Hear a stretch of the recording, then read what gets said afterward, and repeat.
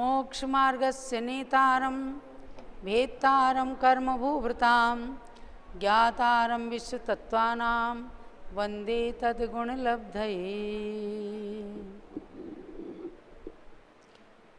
मोक्ष मार्ग के नेता, कर्म पर्वतों का भेदन करने वाले महान भेदता, संपूर्ण विश्व के यानी तीनों लोकों के संपूर्ण तत्व और पदार्थों को जानने वाले ज्ञाता, ऐसे सर्वज्ञ देव भगवान को तद्गुण लब्ध है, अर्थात उनके गुणों की प्राप्ति के लिए, उनके गुणों की प्राप्ति करने की भावना से उनके श्री चरणों में बारंबार नमन वंदन। 8वीं अध्याय प्रारंभ होती है। आपने तत्वार्थ सूत्र की 4 अध्यायों में जीव तत्व का वर्णन सुना है और 5वें अध्याय में अजीव तत्व का वर्णन। ध्यान दीजिएगा सब लोग, 5वें अध्याय में कौन से तत्व का वर्णन सुना और 6ठे 7वें अध्याय में आश्रव तत्व का वर्णन सुना। अब नंबर किसका है? बंध का नंबर है। बंध माने बंधन। किसी आराम से बैठे हुए व्यक्ति को एकदम हथकड़ी लगा दी जाए, बांध दिया जाए तो घबरा जाता है ना कि मुझे बांध दिया गया, मुझे बंधन में रख दिया गया, और वो छूटने की कोशिश करता है। ऐसा बंध यानी बंधन अर्थात जो कर्म आत्मा के पास आए, आश्रव जिनकी संज्ञा रही, आत्मा के साथ उनका पारस्परिक संबंध हो गया, तो वही हो गया बंधन। विवाह का बंधन भी कैसे होता है? एक पुरुष और एक स्त्री का जोड़ी बन करके और उसकी गांठ बांध दी जाती है तो उसको कहते हैं बंधन। वो वैवाहिक बंधन होता है। एक होता है रक्षाबंधन। रक्षाबंधन की कहानी जो हस्तिनापुर से शुरू हुई और आपने रक्षाबंधन के मंदिर में आचार्य श्री अकंपनाचार्य आदि 700 मुनियों के दर्शन किए। उनके उपसर्ग को दूर करने वाले महामुनि विष्णु कुमार के दर्शन किए और उनको आहार दे करके कितनी प्रसन्नता की अनुभूति की है। आज उस मंदिर जी में 7 ऋषियों की प्रतिमाएं भी विराजमान हो गई हैं और उनके भी आहार का पुण्य आप सबको प्राप्त होने वाला है। तो ये मैंने आपको बताया कि बंधन भी कई प्रकार के होते हैं। एक तो बंधन है जो अनंत संसार को बढ़ाने वाला, और एक बंधन को रक्षा बंधन कहा। बंधन लगता है बुरा किंतु रक्षा बंधन अच्छा लगता है, जिसका इंतज़ार सालों साल करते हैं और एक दूसरे की कलाई में रक्षा सूत्र बांध करके धर्म की रक्षा का संकल्प लेते हैं, उसे कहते हैं रक्षा बंधन। आप तत्वार्थ सूत्र की 8वें अध्याय में संसारी आत्मा के बंधन की बात सुनेंगे। जो बंधन हमने, आपने, सबने स्वयं बांधा है और स्वयं ही उस बंधन से मुक्त भी होना है। गुजरात के अंदर एक पंक्ति गाई जाती थी, राग द्वेष नी लड़ाई सामे मोहनी चढ़ाई, महावीर स्वामी कर्मोनी पूरा जेल माँ। जेल में बंद कर देते हैं, अर्थात क्या कहते हैं कि राग द्वेष की लड़ाई इस संसार के अंदर चलती है। जहाँ राग है वहाँ द्वेष निश्चित है। यत्र रागः पदम धत्ते द्वेषस् तत्रेति निर्णया। जहाँ राग है वहाँ द्वेष जरूर होगा, और जिसके साथ जितना राग है उससे विरोध होने पर या उसकी प्रतिकूलता होने पर उससे उतना ही ज़्यादा द्वेष होगा। अरे इसने मेरे साथ ऐसा धोखा किया, इसने मेरे साथ गलत किया। अगर कोई पड़ोसी करता है तो उतना द्वेष नहीं होता, लेकिन यदि अपने घर में रह करके कोई बालक बालिका या परस्पर में एक दूसरे का कोई द्वेष भाव आता है तो उसके प्रति ज़्यादा कषाय की भावनाएं बन जाती। ये एक भुक्तभोगी चीज़ है, जिसको पराया मान लिया तो उससे इतना कष्ट नहीं होता, लेकिन अपनों से जब कटु अनुभव आते हैं तो व्यक्ति जीवन के अंदर बहुत अधिक कष्ट की अनुभूति करता है, और यही कष्ट की अनुभूति सांसारिक बंधन को बढ़ाने वाला है। तो राग द्वेष की लड़ाई है, और ऊपर से मोह राजा आकर के अपने ऊपर अटैक कर देता है, चढ़ाई कर देता है। सामे मोह नहीं चढ़ाई। तो महावीर स्वामी आप बताइए कि मैं कैसे बचूं? तो ये कर्म ले जाकर कर्मोनी पूरा जेल माँ। तो एक कर्म जो है, राग द्वेष जब आके लड़ते हैं मेरे साथ में और उसके बाद मोह अपने ऊपर चढ़ाई कर देता तो मेरा कोई बस ही नहीं चलता, मैं जेल में जा कर के बंद हो जाता हूँ।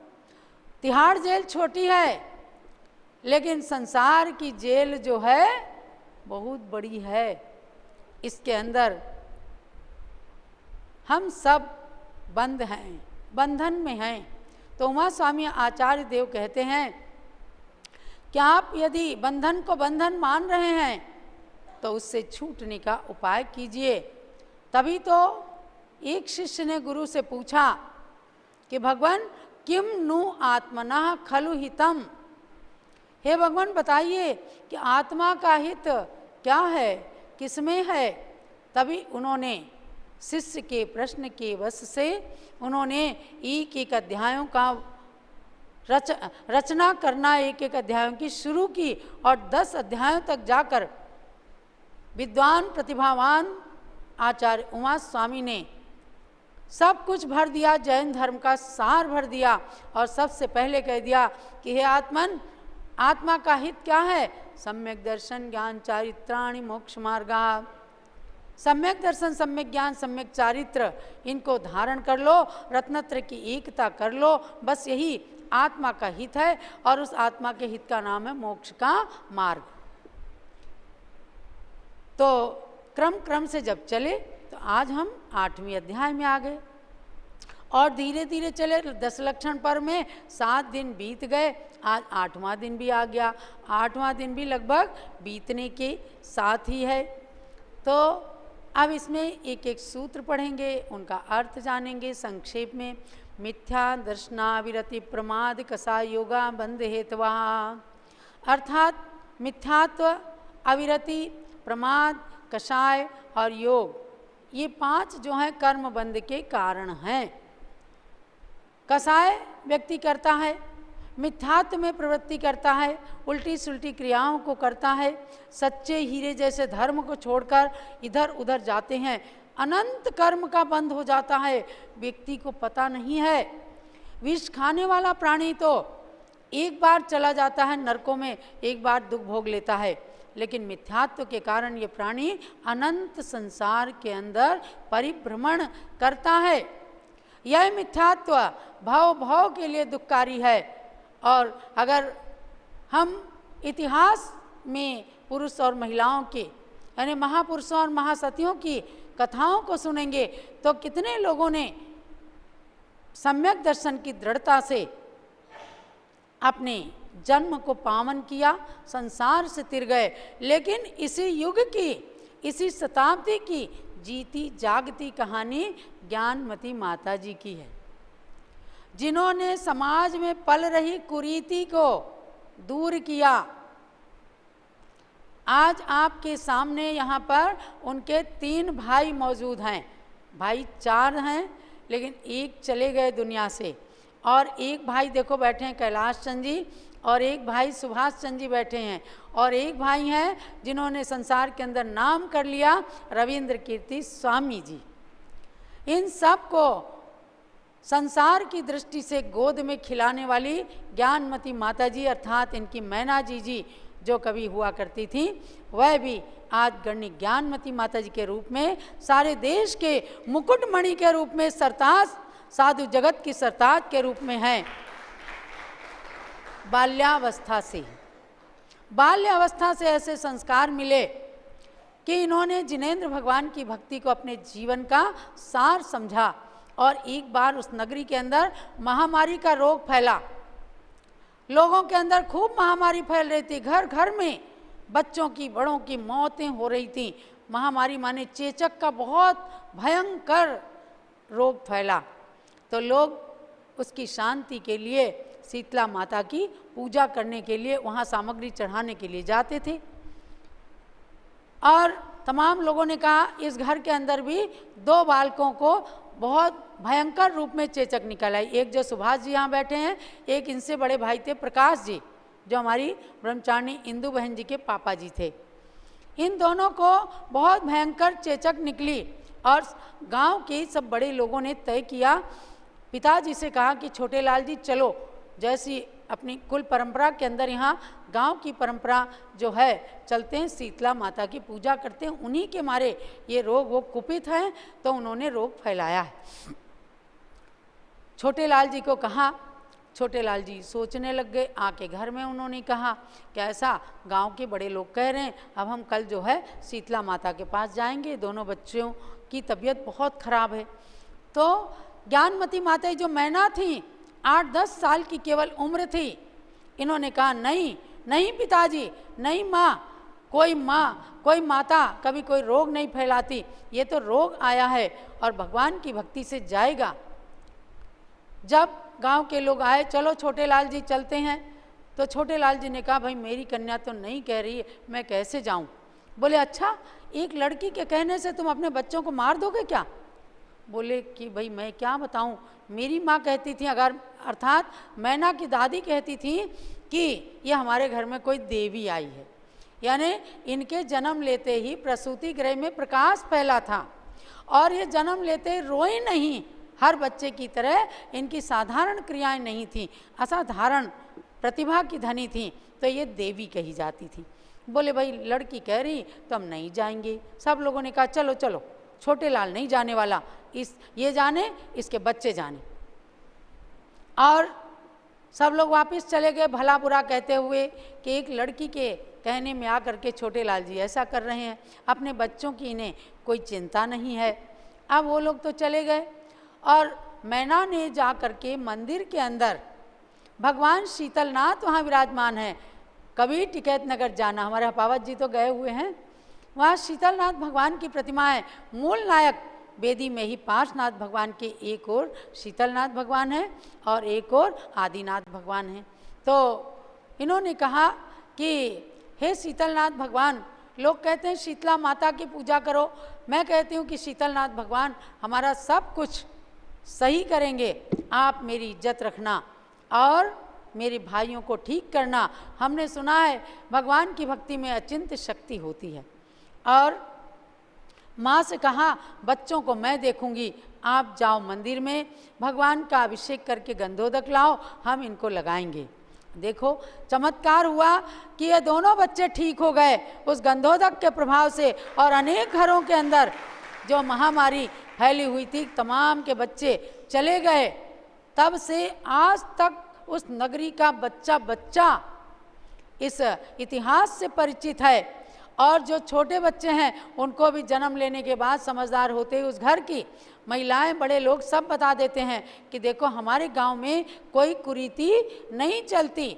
और इस तरह से हमारे गांव में जन्मी एक मैना जो आज ज्ञानमती माता बन गई हैं, उन्होंने बताया भगवान की भक्ति करो। आज सवेरे 3:30 बजे से उस मंदिर के अंदर भीड़ लग जाती है, एक एक बच्चे, एक एक महिलाएं, एक एक पुरुष लोग, सब लोग खूब भगवान का अभिषेक पूजन करते हैं, गंधोदक लगाते हैं, सारा गांव एकदम खूब अच्छा संपन्न है। हाँ, ये प्रत्यक्षदर्शी बैठे हैं कैलाश चंद जी, आज इनकी उम्र भी 84 साल की है। आज सुबह बुखार आ गया लेकिन फिर भी आपके पास आ गए, हिम्मत देखो। तो ये कह रहे हैं कि कन्हैया लाल जी कोई थे, उनके बच्चे जो है खत्म हो गए। एक का प्रकाश नाम था और एक का बादी। अच्छा, तो मेरा तो खैर जन्म ही नहीं हुआ था। ज्ञानमती माता ही घर से निकली, उसके 6 साल के बाद मेरा जन्म हुआ। तो सुनते हैं वह गौरव गाथा, तो गर्व से मस्तक ऊंचा उठ जाता है कि जिन धर्म के अंदर इतनी श्रद्धा व्यक्त करने वाली, आज उस घर की एक एक बहू के अंदर, एक एक पोते पोती के अंदर हर तरह से पूरी तरह से सम्यक्त वर्धिनी क्रियाएं चलती हैं। वहाँ पर किसी प्रकार से मिथ्यात्व का कोई बायना वायना स्वीकार नहीं किया जाता। क्यों अंजू स्मृति? कोई बायना वहाँ पर स्वीकार नहीं किया जाता। अगर अग्रवाल की वैष्णव धर्म को पालन करने वाली बहू भी आ गई तो आ करके एकदम जैन धर्म का पालन करती है। आपको बता दूं कि वैष्णव और अग्रवाल जैन इनकी जाति एक होती है। अग्रवाल जाति होती है और उसमें गोयल, मित्तल, बंसल, गर्ग, जिंदल ये सब गोत्र होते हैं। तो वैष्णव और जैन में रोटी बेटी चलता है और वैष्णव की बेटियां आकर के जैन धर्म को स्वीकार करती हैं। ये जाति संकर नहीं है, ये सच जाति विवाह है। और हमारे घर की एक बहन वैष्णव में भी चली गई, उसने पूरे घर को, हमारे ताई जी की बेटी, और उन्होंने पूरे घर को जैन बना दिया और उनका नाम जैनमती है। ज्ञानमती माता जी से भी 7 साल 6 महीने वो बड़ी हैं उम्र में। तो महानुभाव, यहाँ जो पहला ही सूत्र आया कि कर्म बंध कैसे होता है, सबसे पहला कारण दिया मिथ्यात्व, यानी भगवान की वाणी से अतिरिक्त वाणी को पालना और कुरीतियों को करना, ये मिथ्यात्व है। इससे जन्म जन्म में संसार में भ्रमण करने का बंध होता है। ऐसे ही अव्रत, प्रमाद, कषाय और योग, इनसे कर्म का बंध होता है। ये कर्म बंध के हेतु हैं। और आगे हम चलते हैं कर्म बंध के लिए कि और क्या कारण है। तो सकषायत्वात् जीवा कर्मणो योग्यान पुद्गला नादत्ते संबंधा। ये जीव सकषायत्वात्, कषाय से सहित होता है, चाहे क्रोध, चाहे मान, चाहे माया, चाहे लोभ। इनसे कषाय सहित होने से कर्म के योग्य कर्मण वर्गणारूप पुद्गल परमाणुओं को जो ग्रहण करता है, बस उसका नाम है बंध। जो पुद्गल के परमाणु आए, कषाय से सहित हुए और एकदम आत्मा के साथ चिपक गए, बस उनका नाम है बंध। प्रकृति स्थिति अनुभाग प्रदेशा तद्विधेया। प्रकृति बंध, स्थिति बंध, अनुभाग बंध और प्रदेश बंध, ये बंध के 4 भेद हैं। ज्ञानावरण का कर्म का कार्य है ज्ञान को ढकना। दर्शनावरण का काम है सम्यक दर्शन उत्पन्न नहीं होने देना। यही प्रकृति है, इसका नाम है प्रकृति बंध। जो जिस स्वभाव का कर्म है उस स्वभाव को प्रकट करके आत्मा में ज्ञान को, दर्शन को नहीं उत्पन्न होने देना, इसी का नाम है प्रकृति बंध। फिर कितने दिन का बांधा? स्थिति बंध। जब फल देने की शक्ति आई तो उसको अनुभाग बंध कह दिया, प्रदेश बंध। ज्ञानावरणादि कर्म रूप होने वाले पुद्गल स्कंदों के परमाणुओं की संख्या को प्रदेश बंध कहते हैं। आद्यो ज्ञान दर्शनावरण वेदनीय मोहनी आयुर्नाम गोत्रांतराया। अब कर्म के मूल में 8 भेद हैं। ज्ञानावरण, दर्शनावरण, वेदनीय, मोहनी, आयु, नाम, गोत्र और अंतराय। ये 8 कर्म हैं। इनके नाम जरूर याद करना। इसलिए याद करना कि इनमें से कौन कर्म कैसे बंध जाता है, ये हमको मालूम होना चाहिए ताकि उससे ऊंचे उठ सके। अरे आज आप जैन कुल में पैदा हुए हो, समझो कि उच्च गोत्र का बंध आपने पहले जन्म में किया। हम जैन कुल में जन्मे अभिमान करो रे, हम जैन कुल में जन्मे अभिमान करो रे। अभिमान का मतलब ये नहीं है कि दूसरे को, किसी को नीचा दिखाना। हमने जैन कुल में जन्म लिया, भगवान महावीर के अनुयायी हैं, हम अहिंसा धर्म के पालक हैं, तो हम गर्व करें, माने अपने ऊपर गौरव करें और उस गौरव की अनुभूति करते हुए हमेशा जैनत्व का जो लक्षण है उसका पालन करते रहें। तो ये 8 कर्म हैं। 8 कर्मों को अपने अपने योग्यता के अनुसार ये जीव बांधता रहता है। अंतराय कर्म कैसे बांधते? अभी हमने गोत्र का बताया ना कि अच्छे अच्छे काम करने से उच्च गोत्र का बंद हो जाता है।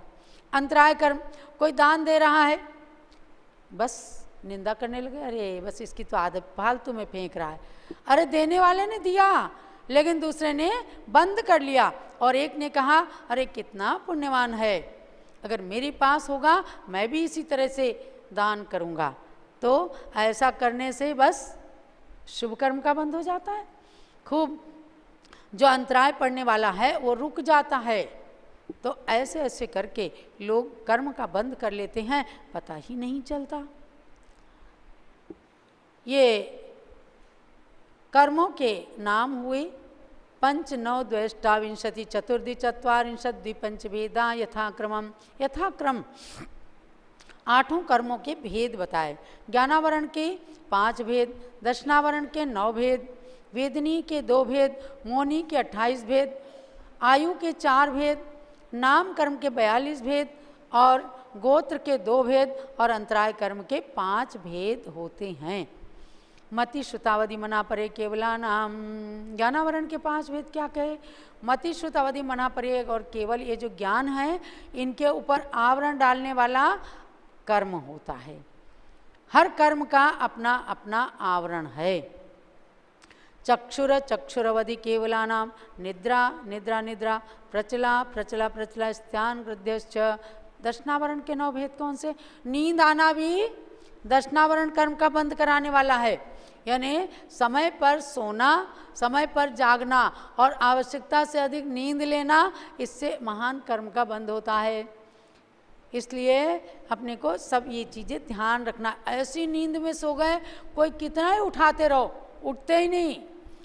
उनके कान के सामने अगर ढपली भी बजा दो, तबला भी बजा दो, बैंड भी बजा दो तो भी उठते ही नहीं। हमारे साथ में एक सज्जन गए थे बिहार के अंदर, तो उनके पास जाके लोग खूब ड्रम बजाते, उठते ही नहीं। तो हमने कहा ये कौन सी निद्रा है भैया? स्त्यान वृद्धि निद्रा। कोई कोई तो उठ करके जा करके अपना काम भी कराते, कोई रसोई घर का काम कराए, कोई जाके दुकान खोल करके कपड़ा भी फाड़ के आ जाए, फिर आके सो गए, उन्हें कुछ पता ही नहीं। ऐसे निद्रा, प्रगाढ़ निद्रा भी होती है। चक्षु दर्शनावरण, अचक्षु दर्शनावरण, अवधि दर्शनावरण, केवल दर्शनावरण और निद्रा निद्रा निद्रा, प्रचला प्रचला प्रचला और स्त्यान वृद्धि, ऐसे दर्शनावरण कर्म के 9 भेद होते हैं। सद सदवेद्य और वेदनी कर्म के 2 भेद हैं, साता वेदनी, असाता वेदनी। आप क्या चाहते हो? साता वेदनी को चाहते हो, असाता वेदनी को? सब लोग सात। एक दूसरे से साता 6, गुजरात वाले बहुत पूछते हैं, माता जी साता 6?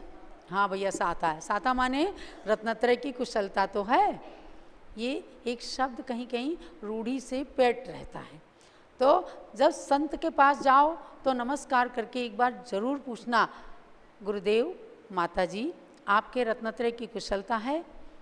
समझे ना? ये अपना एक शब्द है कि उनकी कुशलता पूछने से अपनी भी कुशलता हो जाती है। तो साता माने सुख का भोग करना सबको अच्छा लगता है। असाता वेदनी माने दुख, जिसके निमित्त से दुख आता है, ये दुख कोई नहीं चाहता। लेकिन एक व्यक्ति संसार के अंदर ऐसा था जो दुख चाहता था। हमने वैदिक महाभारत की एक किताब में पढ़ा कि एक बार नारायण श्री कृष्ण जो है सभा लगा के बैठे, बड़े मूड में थे। बोले कि आज जिसको जो कुछ मांगना है मांग लो। सबने खूब मांगा, जी भर के मांगा, 7 पीढ़ियों की दरिद्रता नष्ट हो जाए इतना मांगा, क्योंकि जहाँ त्रिखंडाधिपति अर्धचक्री देने के लिए बैठे हैं, सबने मांग लिया। एक सबसे किनारे एक आदमी बैठा था, उसने कुछ नहीं मांगा। देखने से ऐसा लगता था कि इसके पास खाने की रोटी भी नहीं होगी, लेकिन उसने मांगा ही नहीं कुछ। सबने कहा, आस पड़ोस के लोगों ने कुछ तो मांग ले, कुछ तो मांग ले। तो श्री कृष्ण की नज़र भी उसके ऊपर चली गई। बोले भाई कुछ मांग ले। बोले मुझे कुछ नहीं चाहिए। श्री कृष्ण ने कहा, आज मैं वरदान देने के लिए ही यहाँ बैठा हूँ, कुछ मांग ले। बेचारा संकोच में खड़ा हुआ। बोले महाराज अच्छा देना ही चाहते हैं आप तो एक चीज़ दे दीजिए। मैं तो 100 चीज़ देने को तैयार हूँ, नारायण बोले। तो उसने कहा कि आप एक चीज़ दे दीजिए, मुझे दुख दे दीजिए। लोगों ने कहा दुख कौन मांगता है? जो बहुत जीवन से घबराया हुआ होता है, लगता है पत्नी बच्चों से, आर्थिक संकट से घबराया हुआ है तू, इसलिए दुख मांग रहा है। उसने हाथ जोड़कर कहा, नारायण, मैं दुख इसलिए मांगता हूँ कि दुख में हमेशा लोग भगवान का स्मरण करते हैं, मेरे जीवन के अंदर भगवान का स्मरण बना रहे, मैं इसलिए आपसे दुख मांगने आया हूँ। ऐसा भी व्यक्ति था जिसने ईश्वर का सदा सदा स्मरण करने के लिए दुख मांगा, और नारायण की भी आंखें खोल दी कि वास्तव में सुख में फूल करके ये व्यक्ति न जाने कितने अन्याय अत्याचार करता है, लेकिन दुख आता है तो भगवान का नाम लेता है। जब बच्चों की परीक्षा आती है, अरे माता जी ज़रा आशीर्वाद दे दो, आज परीक्षा है, बड़ी घबराहट हो रही है और पास हो जाऊं, किसी मेहनत ना करें लेकिन पास ज़रूर हो जाएं। तो क्या है, जैसे ही कोई संकट आता है, कोई परीक्षा की घड़ी आती है, तो गुरु याद आते हैं, धर्म याद आता है, भगवान याद आते हैं। तो उसने अच्छा मांगा कि मुझे दुख दे दो।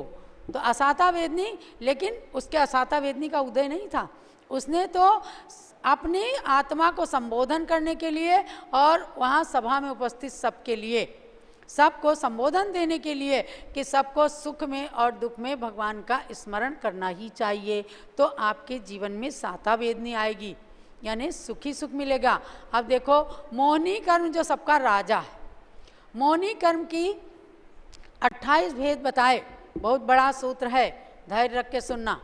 दर्शन चारित्र मोहिनी या कसाय कसाय वेदनी आख्या त्रिद्विनव षोडश भेदा सम्यक्त मिथ्यात्व तदुभयान्य कसाय कसाय हास्य रत्यरति शोक भय जुगुप्सा स्त्री पुण्य पुंसक वेदा अनंतानुबंध्य प्रत्याख्यान प्रत्याख्यान संज्वलन विकल्पाश्चैकशः क्रोधमान माया लोभा।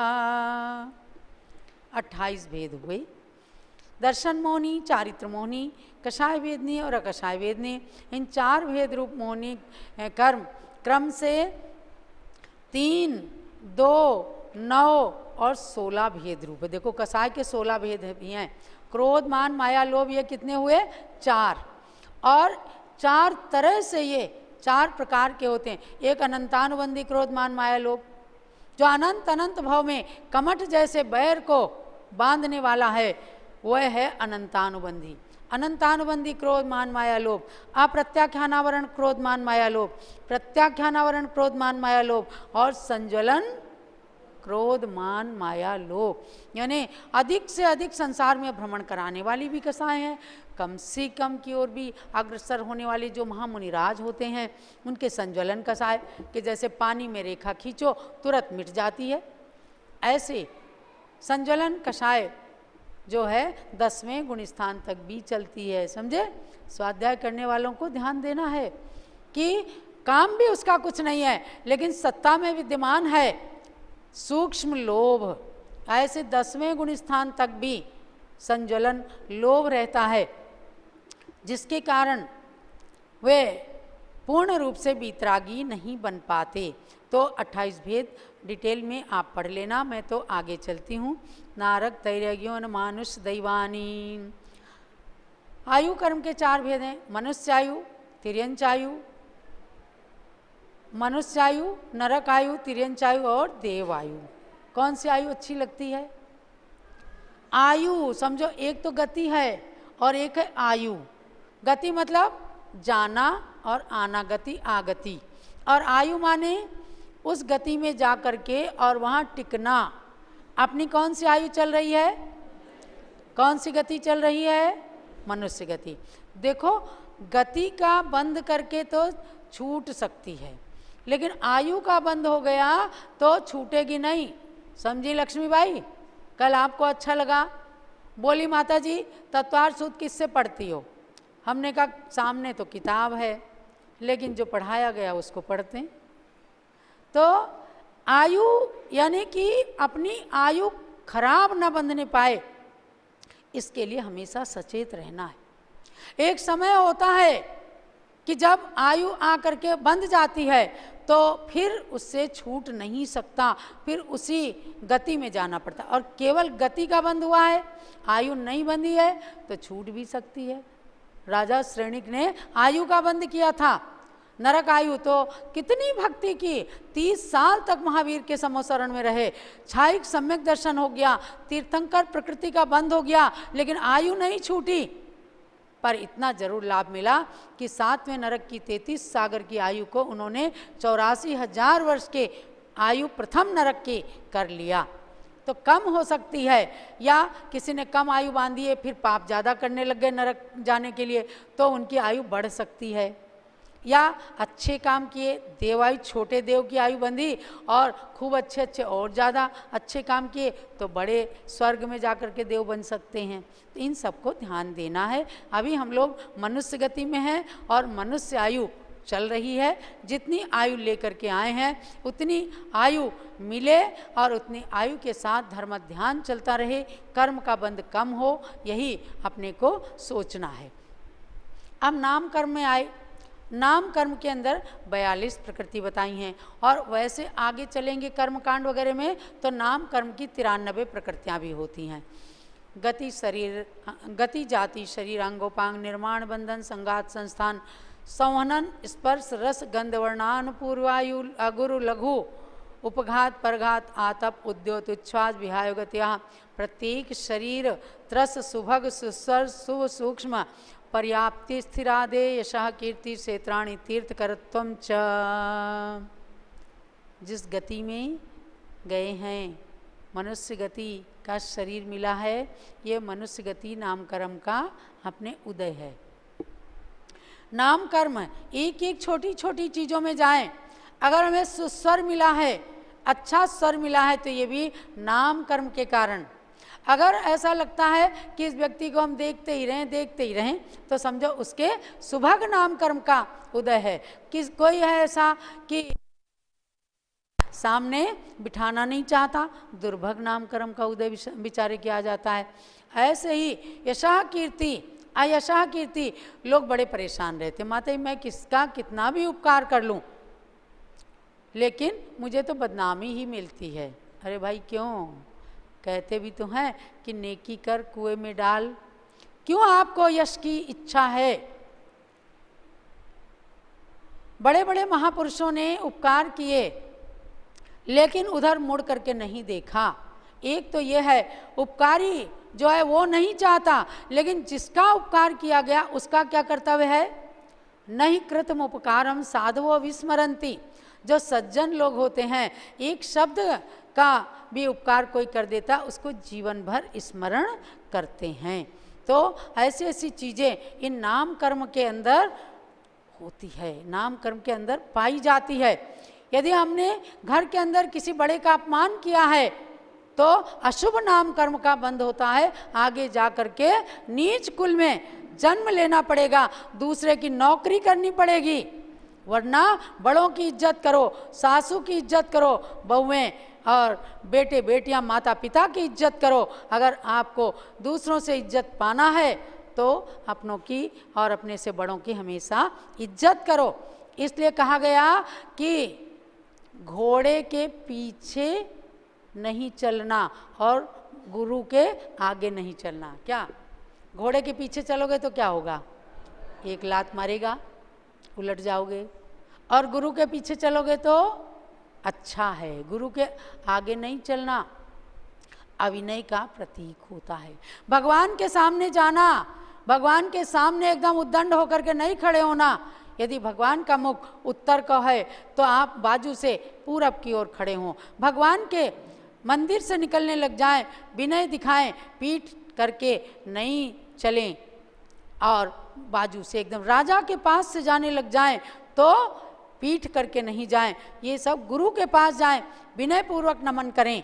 देखो 26 जनवरी की परेड निकलती है तो परेड से पहले कहते हैं कि 2-3 महीने पहले से ही सबको रिहर्सल कराया जाता है और उसके बाद राष्ट्रपति जी को सलामी देने में यदि सेना की कोई टुकड़ी या स्कूल का कोई विद्यार्थी वर्ग यदि कोई टुकड़ी उनकी सलामी देने में जरा भी किसी तरह की कमी रख दे तो अगली साल उसको रिजेक्ट कर दिया जाता है। और सलामी एकदम उसको दे। सलामी का मतलब क्या है भाई? देश के उच्च सर्वोच्च नागरिक के सामने झुकना। लेकिन भगवान के सामने झुकने का कोई प्रोटोकॉल नहीं है। आज पैंट पहन करके आते हैं लोग, अरे क्रीच न बिगड़ जाए तो भगवान जी नमोस्तु नमोस्तु। बैठ करके घुटने टेक करके नमस्कार करने की, पंचांग नमस्कार करने की पद्धति सीखो। और उस नमस्कार करने की पद्धति से, नमस्कार करने की पद्धतियाँ थीं और उस पद्धति को आज लोगों ने छोड़ दिया। आज कम से कम नियम करना कि इस नाम कर्म के प्रकरण को हमने पढ़ा है, हम भगवान के मंदिर में जाएंगे, घुटने टेक कर नमस्कार करेंगे। भैया किसी के घुटने में दर्द हो तो मत करना, नहीं तो घुटने रिप्लेस कराने पड़ जाएंगे। लेकिन अगर पहले से आप हमेशा घुटने टेक कर नमन किया आपने, तो आपके घुटने बदलने की आवश्यकता ही नहीं पड़ेगी, एक्सरसाइज भी हो जाएगी। तो हाँ, तो भगवान के सामने, भगवान एक राष्ट्रपति के सामने रिहर्सल कराया जाता है उसको सलामी देने के लिए। और हमारे भगवान कितने देश के राष्ट्रपति हैं बताओ? त्रैलोक के पति। वे राष्ट्रपति नहीं, त्रैलोक के पति हैं। और त्रैलोक के पति के सामने जा कर के प्रोटोकॉल के हिसाब से एकदम नम्र हो जाना। मैंने देखा था, घर में बहुत छोटी थी, देखती थी, माँ जाती थी, गवासन से नमस्कार करती और उसके बाद कान पकड़ती। ये समझ ही नहीं आता कि भाई कान क्यों पकड़ते हैं? क्यों कैलाश जी, कान किस लिए पकड़ते हैं? मैंने माँ को देखा था कि भगवान को नमस्कार करती, उसके बाद कान पकड़ती। उसका लॉजिक हमने पूछा तो बताया कि भगवान के सामने नमस्कार करते हैं और हम ये कहते हैं, हे भगवान, पूरे दिन में जो भी गलती हुई हो तो सॉरी, यानी कि भगवान के सामने अपने कान पकड़ना मतलब अपनी नम्रता, अपनी विनम्रता दिखाना। और इतना करने से भी, कान पकड़ने से भी कितने कर्म हल्के हो गए आप बताओ। लगा क्या कि उसमें कुछ खर्चा हुआ क्या? किसी ने प्रेशर डाला क्या? नहीं, ये पद्धतियाँ थीं। लेकिन अंग्रेज आए, नमस्कार पद्धति को हटा दिया। हाय, हेलो, टाटा, बाय बाय ये बच्चों को सिखा दिया। झुकते थे, नमस्कार करते थे, आशीर्वाद लेकर के बड़ों का स्कूल जाते थे और उनको सिखाई जाती थी कि वहाँ पर गुरु की विनय करना। आज तो स्कूल में बच्चा जाता है, मैडम ने जरा डांट दिया, मैडम मुझे डांटना मत, नहीं तो पापा से कह के निकलवा दूंगा। हमने ऐसे ऐसे बच्चे देखे।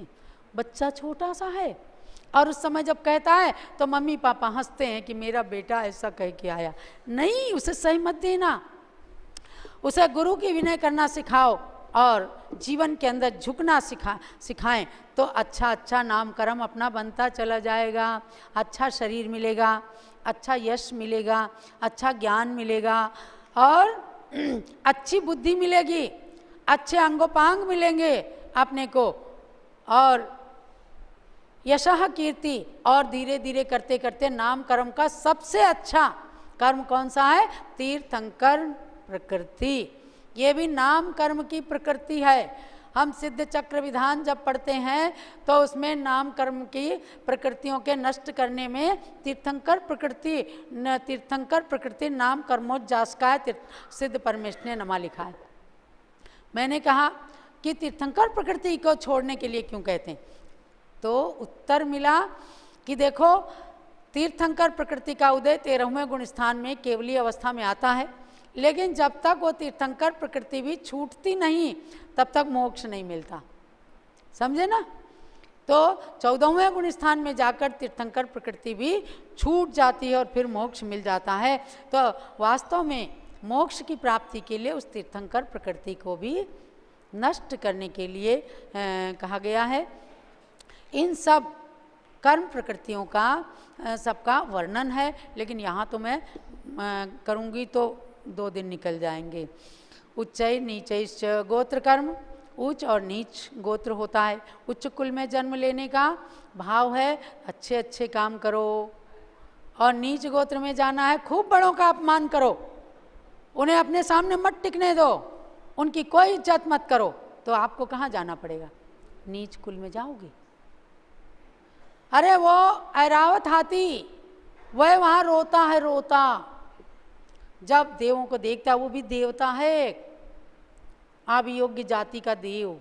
जैसे ही सौधर्मेंद्र कहता है बन जाओ हाथी, चलो मुझे चलना है, बेचारा है तो ऐरावत, लेकिन उसे हाथी तो बनना पड़ा, उसे किसी की सवारी तो बनना पड़ा।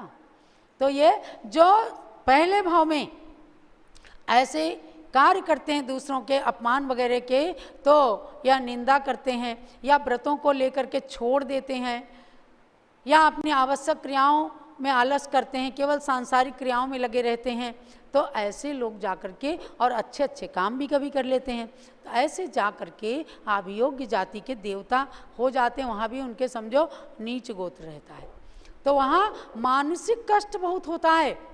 देखो ये तो राज कर रहे हैं, हमें पशु बनना पड़ रहा है, ये मानसिक कष्ट होता है। तो अपने को ये सब कष्ट नहीं उठाने पड़े, इसके लिए स्ट्रेट फॉरवर्ड चलते जाओ। बस जो भगवान ने कहा, जो हमारे योग्य कार्य है वो हम करते चलें और अच्छे अच्छे कार्यों में रुचि रखें। दान लाभ भोगोपभोग वीर्याणाम, दानांतराय, लाभांतराय, भोगांतराय, उपभोगांतराय और वीर्यांतराय, ये अंतराय कर्म के 5 भेद हैं।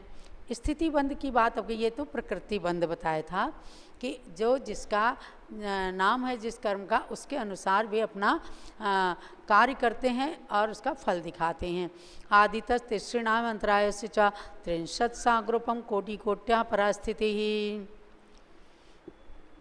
कहते हैं आदि के 3 यानी ज्ञानावरण, दर्शनावरण और वेदनीय और अंतराय, इन 4 कर्मों की उत्कृष्ट स्थिति 30 कोड़ा कोड़ी सागर की है। सप्ततिर मोहनीयस्य, और मोहनी कर्म की उत्कृष्ट स्थिति 70 कोड़ा कोड़ी सागर की सबसे ज़्यादा स्थिति इनकी है। विंशतिर नाम गोत्रयो, नाम और गोत्र की उत्कृष्ट स्थिति 20 कोड़ा कोड़ी सागर की है। 63 सागरोपमान्य आयुषः, आयु कर्म की उत्कृष्ट स्थिति 33 सागर की है, जो 7वें नरक में होती है या फिर सर्वार्थ सिद्धि के देवों की। अपरा 12 मुहूर्ता वेदनीय से, वेदनी कर्म की जघन्य स्थिति जो है 12 मुहूर्त की है। नाम गोत्रियोरष्टौ, नाम और गोत्र की जघन्य स्थिति 8 मुहूर्त की है। शेषाणाम अंतर मुहूर्ता, बाकी के ज्ञानावरण, दर्शनावरण, मोहनी, अंतराय और आयु कर्म की जघन्य स्थिति अंतर मुहूर्त। अंतर मुहूर्त का मतलब क्या है? एक बार पलक झपकाया, ये बस अंतर मुहूर्त की प्रक्रिया चालू हो गई, और 48 मिनट के अंदर अंदर 48 मिनट हो जाए तो समझो एक उत्कृष्ट अंतर मुहूर्त हो गया, और एक समय से चले तो जघन्य अंतर मुहूर्त हुआ, और इसके बीच का समय जो है वो मध्यम अंतर मुहूर्त कहलाता है। विपाकोनुभवा, कषायों की तीव्रता, मंदता अथवा मध्यम रूप से जो आश्रव में विशेषता होती है उससे होने वाले पाक को विपाक कहते हैं। कोई चीज़ पकती है, कैसे पकती है? चूल्हे पर चढ़ाने से। ऐसे ही अग्नि, कर्म की अग्नि जलती है, तो जब आश्रव के माध्यम से विशेषता उसके अंदर आती है कि कितने तीव्र भावों से हमने कर्म बांधा था, कितने मंद भावों से बांधा था, वैसे ही उसका फल मिलता है। कुछ कर्म ऐसे होते हैं हल्के से बांधे, थोड़े में आके निकल गए, पता भी नहीं चल पाया,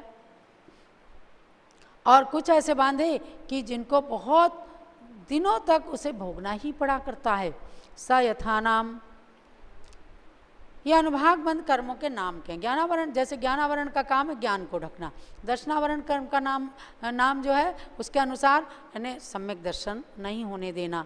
तो अपने अपने नाम के अनुसार अंतराय कर्म का काम है विघ्न डालना, तो अपने अपने नाम के अनुसार अनुभाग बंद होता है।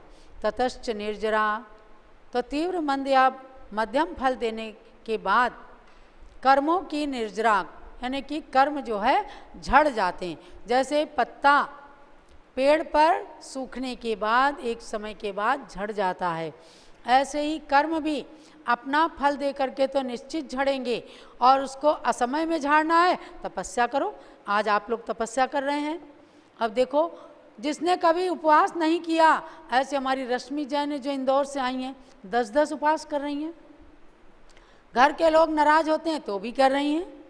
हमारी मनोरमा जी आई हैं कृष्णानगर दिल्ली से, 10 उपवास कर रहे हैं।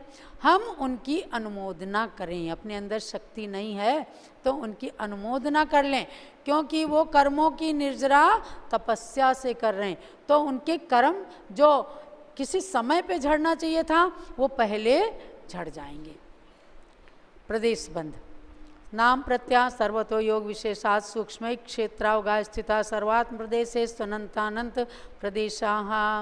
कह रहे हैं ज्ञानावरण आदि कर्म प्रकृतियों के कारण सब ओर से अथवा देव नारक आदि समस्त भवों में मन वचन का रूप योग विशेष से सूक्ष्म अथवा एक क्षेत्रावगा रूप जो सभी आत्म प्रदेशों में संपूर्ण आत्मा के प्रदेशों में जो कर्म रूप पुद्गल के अनंतानंत प्रदेश हैं उनको प्रदेश बंद कहते हैं। ऐसे अपनी आत्मा के साथ भी अभी समझो पुद्गल के खूब परमाणु घूम रहे हैं। अब हमारे ऊपर है, अभी हम पढ़ रहे हैं, शुभोपयोग में लगे हैं, तो शुभ कर्म अपने प्रदेश आकर के आत्मा के साथ चिपका देंगे। और जब लड़ रहे होते हैं, राग द्वेष कर रहे होते हैं, तो वो अशुभ रूप से आकर के बंध जाते हैं। बस इसी का नाम है प्रदेश बंध। सदवेद्य स्वभाव नाम गोत्राणि पुण्यम, पुण्य प्रकृतियाँ। सबके बाद में देखो कोई फिल्म देखते हैं, कोई सीरियल देखते हैं, उसके बाद सुखद अंत होता है तो बहुत अच्छा लगता है। अध्याय का अंत भी सुखद किया कि हे भव्यात्माओं, इतना सब कुछ बताया, अब आप जानो कि 8 जो कर्म हैं इनके भेद हैं 148, उनके अंदर पुण्य प्रकृतियाँ कितनी हैं।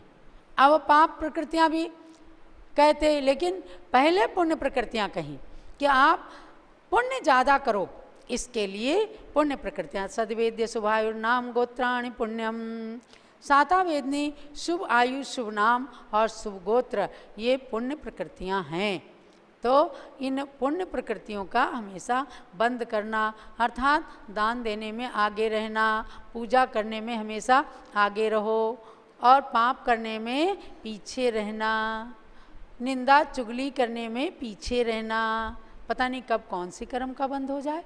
देखो सीता ने एक बार वेदवती कन्या के रूप में एक भाई बहन को दोष लगा दिया।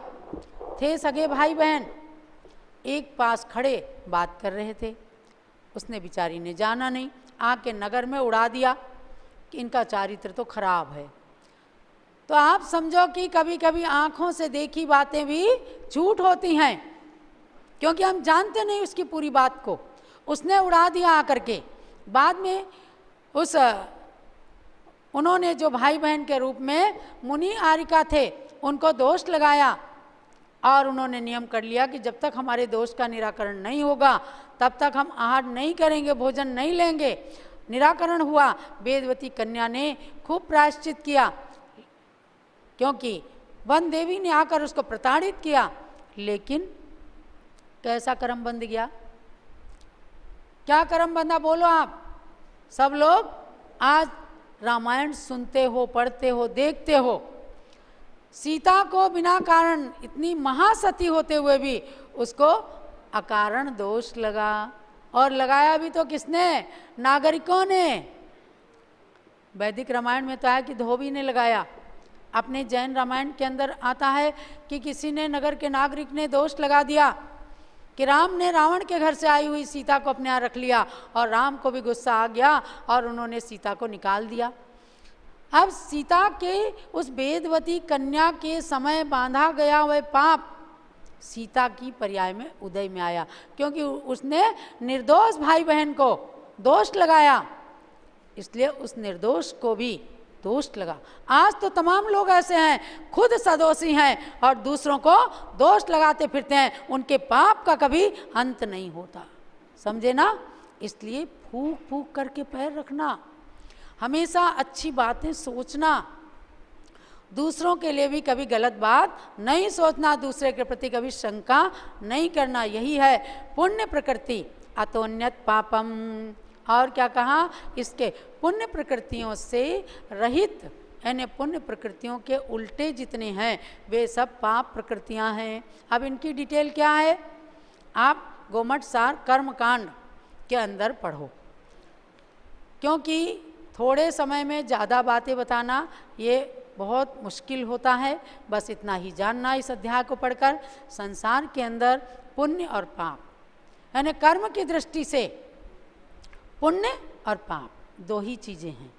या तो पाप करोगे या पुण्य करोगे। तो अपने को करना क्या है? पुण्य करना है, क्योंकि सदगति की प्राप्ति करनी है। और पुण्य का फल क्या है? पुण्य फला अरिहंता। पुण्य का उत्कृष्ट फल है अरिहंत अवस्था की प्राप्ति, और पुण्य के जघन्य और मध्यम फल है संसारिक सुखों की प्राप्ति। आज आपको अगर संसार के अंदर सुख मिल रहा है तो पूर्व जन्म के पुण्य के कारण मिल रहा है। यदि दुख मिल रहा है तो पूर्व जन्मों के पाप के कारण। तो यही समझना, पुण्य को ग्रहण करना, पाप को छोड़ना, कर्म के बंध हल्के हो जाएं और धीरे धीरे करके उन कर्मों का संवर हो जाए, कर्म निर्जीर्ण हो जाएं और एक दिन सारे कर्म झड़ करके मोक्ष की प्राप्ति अपने को हो जाए। इसी लक्ष्य को रखते हुए आचार्य उमा स्वामी को भी नमन कीजिए। इति तत्वार्थादिगमे मोक्ष शास्त्रे अष्टमो अध्याय समाप्ता। जब लो तत्वार्थ सूत्र ग्रंथ राज की जय। आचार्य श्री उमा स्वामी महाराज की जय।